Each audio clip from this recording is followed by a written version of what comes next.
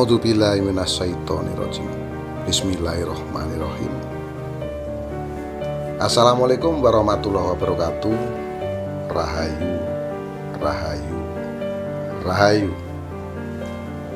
Sahabat Kitruno Pamungkas dimanapun Anda berada, syukur kita panjatkan kehadirat Allah Subhanahu wa Ta'ala, yang mana pada kesempatan kali ini kita telah diberikan nikmat yang sangat luar biasa, yaitu nikmat sehat. Saksikan terus tayangan-tayangan video Kitruno Pamungkas.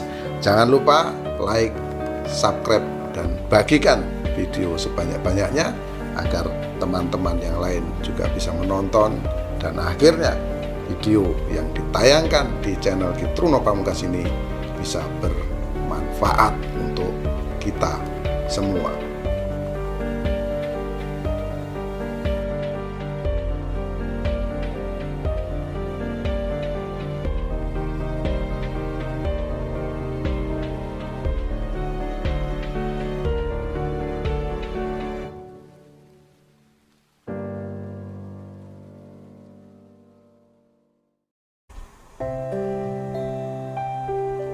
Malam satu suro sebentar lagi hadir di hadapan kita. Para pecinta, para penganut ilmu kejawen ini akan berbahagia karena pestanya orang kejawen ya di malam satu suro ini. Malam satu suro menurut cerita-cerita dari leluhur kita ini adalah hari pestanya bangsa leluhur, hari pestanya bangsa jin. Maka dari itu di malam satu suro ini banyak sekali hal-hal yang dilarang untuk dilakukan, dan juga banyak hal-hal yang harus kita lakukan. Biasanya bagi pengaruh kapitayan atau kepercayaan ya, di malam bulan suro ini adalah malam yang betul-betul sakral. Disinilah saatnya kita betul-betul mensucikan diri kita. Nah, biasanya masyarakat Jawa itu melakukannya dengan simbol-simbol. Banyak sekali simbol-simbol yang akan hadir pada malam satu suro. Contohnya, biasanya menggunakan wangi-wangian, ya, bisa dengan kemenyan, dengan minyak wangi, dan lain-lain. Itu semua mengandung arti dan makna yang sangat mendalam. Misalnya ada kembang 7 rupa. Kembang itu dalam bahasa Indonesia itu bunga. Bunga itu maknanya bunga hati. Di situ komplit ada sesajian sebagai bentuk syukur masyarakat Jawa kepada Gusti Kang Mumping Dunasti atau Gusti Allah. Di situ ada tumpengan, biasanya ada bucang, gulungan, ya, terbuat dari nasi. Ada golong, golong itu yang beras yang dibungkus dengan nasi yang dibungkus dengan daun pisang, itu golong sengkolo. Ya, nyengkalani kalau beko-beko kang manggon oleh papan panggonan. Jadi menolak balak sesuatu yang ada di tempat tersebut itu diwakili atau disimbolkan dengan yang namanya golong sengkolo tadi. Dan banyak sekali makanan urap-urap, ada telur, banyak sekali sajian-sajian, ada kolak pisang dan apem dan lain-lain. Jadi semuanya mengandung arti dan makna itu sendiri-sendiri. Di video-video terdahulu saya juga pernah mengupas yang tentang sesajen tersebut. Ya, itu adalah suatu bentuk syukur. Ya, cara orang Jawa bersyukur itu seperti itu. Setelah nanti sesajen itu didoakan, dimakan bersama. Nah, disinilah akan timbul kebersamaan. Dari kebersamaan inilah akan mewujudkan rezeki. Misalnya si Polan, ya, si Polan ini sedang kenduri, berarti dia berbagi-bagi rezeki kepada tetangga-tetangganya. Nanti gantian, siapa lagi, kan seperti itu. Akhirnya apa? Akhirnya kita ini saling serawung, ya, saling bersilaturahmi. Disinilah akan menciptakan sebuah rezeki. Nah, cerita tentang bulan Suro, bulan yang disakralkan tentunya oleh masyarakat Jawa, ya, yang pelajari ilmu kejawen, ilmu adiluhung, warisan dari nenek moyang. Ini ada larangan-larangan khusus. Yang pertama, di awal bulan Suro, tanggal 1 Suro, malam 1 Suro itu bulan pertama, yaitu tahun baru Jawa. Ini bertepatan dengan tanggal 1 Muharram, ya, tahun baru Islam. Ini bersamaan, ya. Kalau orang Jawa ya 1 Suro inilah hari rayanya. Maka dari itu malam 1 Suro itu adalah malam yang sangat disakralkan, malam yang sangat disucikan. Ya, disitulah saatnya yang harus kita lakukan apa di malam 1 Suro ini adalah dengan cara tafakur, meditasi atau semedi. Nah, gunanya untuk apa? Supaya kita itu senantiasa introspeksi diri atas apa-apa yang sudah kita lakukan di tahun-tahun sebelumnya. Dari introspeksi diri ini akan mencetuskan sebuah pemikiran-pemikiran baru. Nah, jadi kita ini ibaratnya betul-betul disucikan atau dibersihkan. Ya memang tidak ada yang namanya manusia suci, itu tidak ada. Karena di dalam perut kita ini ada kotoran, jadi mau suci dari mana? Nah, yang suci itu apa? Yang suci adalah hal-hal yang sifatnya spiritual atau supranatural. Apa sih spiritual dan supranatural? Nah, ini teman-teman pasti pikirannya dihubungkan dengan hantu, dengan jin, dengan setan. Sebetulnya hal-hal yang supranatural itu sudah ada pada diri kita, ya, sesuatu yang sangat luar biasa, ya, yang bisa menciptakan segala-galanya yang ada di muka bumi ini, yaitu akal dan pikiran. Itu sesuatu yang tidak kelihatan. Nah, disinilah disucikan akal dan pikiran ini. Ditambah lagi dengan tindak tanduk tingkah laku kita. Ini juga harus ditata kembali, disucikan. Nah, lelaku kita ini dibikin yang terbaik. Selain introspeksi, ya, koreksi diri kita sendiri, malam 1 Suro itu adalah malam untuk bersih-bersih pusaka. Biasanya kalau teman-teman punya pusaka, punya ageman, ya, tinggalan dari leluhur-leluhurnya itu, ya dijamasi di malam 1 Suro ini.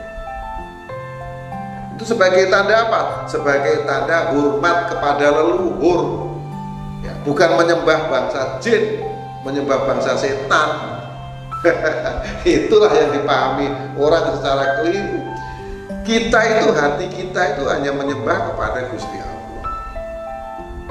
Nah, tapi kalau kita untuk menghormati ciptaannya Gusti Allah, bahasa jin, hantu dan lain-lain, ya itu kan kita ini saling menghargai. Lalu salahnya di mana? Saya rasa tidak ada salah. Nah, karena malam 1 Suro ini malam yang disakralkan, maka dari itu segala tingkah laku, tindak tanduk kita ini harus betul-betul kita jaga, ya. Dan malam 1 Suro memang dipercaya sebagai pestanya makhluk halus. Jadi kita harus apa yang harus kita lakukan? Harus waspada. Mereka ada pesta, kalau kita ganggu mereka bisa marah. Nah, siapapun orang kalau kita ganggu marah. Demikian juga dengan makhluk halus. Nah, ini terpulang kepada teman-teman percaya atau tidak, ya. Nah, malam 1 Suro itu seperti itu, ya, larangannya itu. Jadi harus selalu waspada. Itu yang Yang kedua, usahakan jangan keluar rumah. Malam satu suro itu di rumah saja, yaitu tadi meditasi atau bertafakur, perbanyak mendekatkan diri kepada Gusti Allah.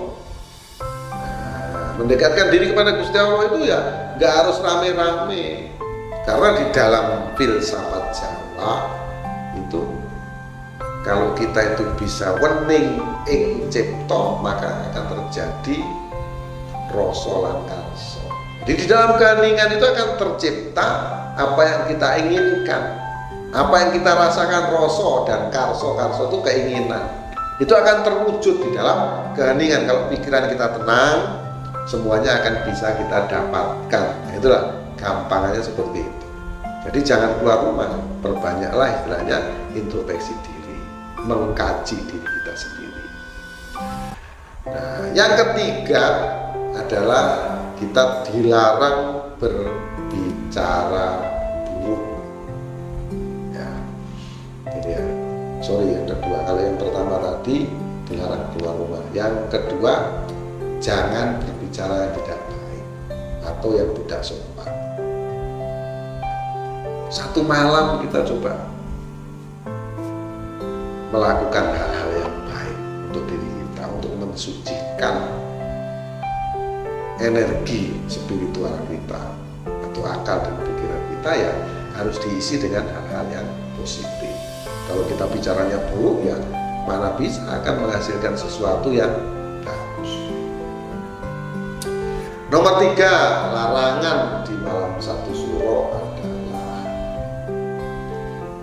tidak boleh pindah rumah, ya, membangun rumah, melangsungkan pernikahan.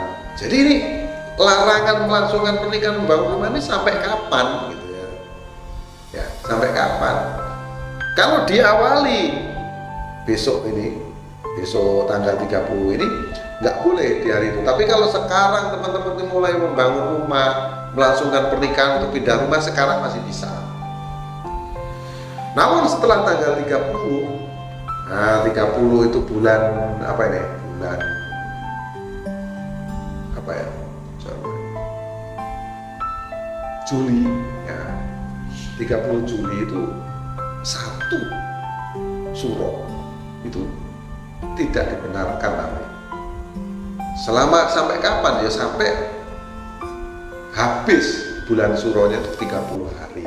Nah, di sini tidak boleh teman-teman mengadakan pesta pernikahan, ya membangun rumah, pindah rumah dan lain-lain. Suro itu hera-hero, jadi banyak sekali rintangan-rintangan. Karena apa? Karena bulan Suro itu dipercaya oleh para leluhur kita adalah bulan yang penuh dengan kesakralan.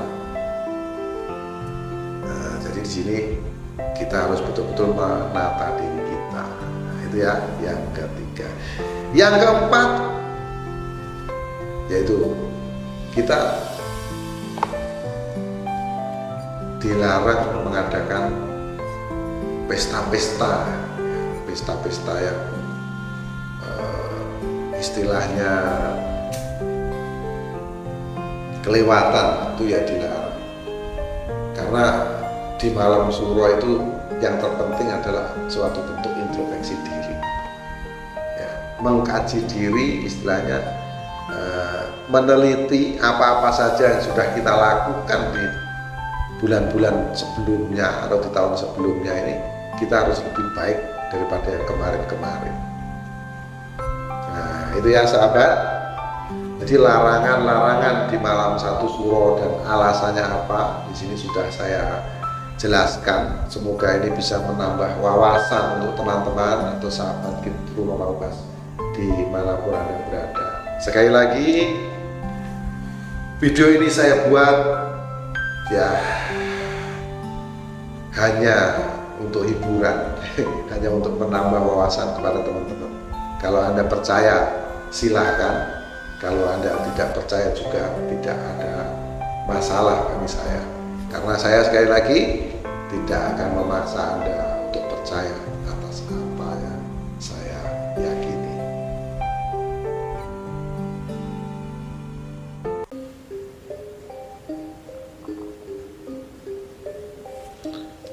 Terima kasih Anda telah menyaksikan tayangan video Pitruno Pamungkas ini. Semoga apa yang saya sampaikan bisa memotivasi teman-teman sekalian. Jangan lupa tonton terus video selanjutnya, dan semoga kita semua menjadi orang yang berbahagia. Akhirul salam, wabillahi taufiq wal hidayah. Wassalamualaikum warahmatullahi wabarakatuh. Rahayu, rahayu, rahayu kamulyaning jagat.